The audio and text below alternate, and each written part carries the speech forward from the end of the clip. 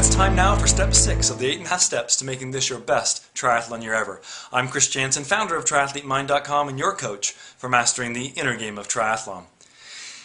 At this point, we've already established what our big goals are and some of the foundational habits that we need to be creating to really support us towards that goal. If you haven't gone through these steps yet, make sure you go back and watch some of the previous videos. But if you have, let's move on to step 6, getting rewarded along the way. You know, one of the challenges that comes up that often when you're going after big goals is that sometimes they feel far away still, a bit out of your reach. And it feels like maybe there's going to be a long period of time where you need to just be plodding along, putting in the hard work with not much excitement before you can really get that thrill of achieving your big goal.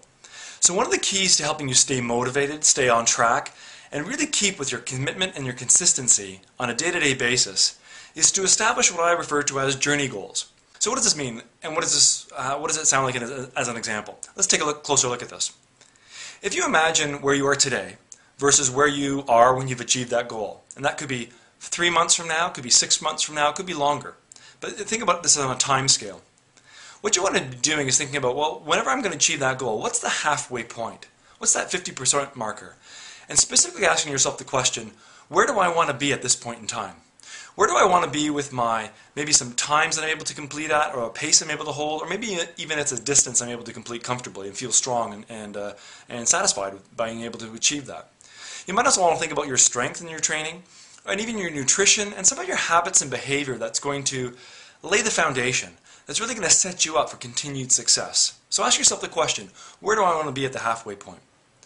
Then what you need to do is let's go forward. Look at the 3/4 point, the 75% towards your goal. And again, if it's a 6-month goal, this would be 4.5 weeks, so 4.5 months towards that goal. And ask yourself the same questions. Where do you want to be on those certain dimensions? Time, pace, strength, nutrition, and maybe your mindset or behavior.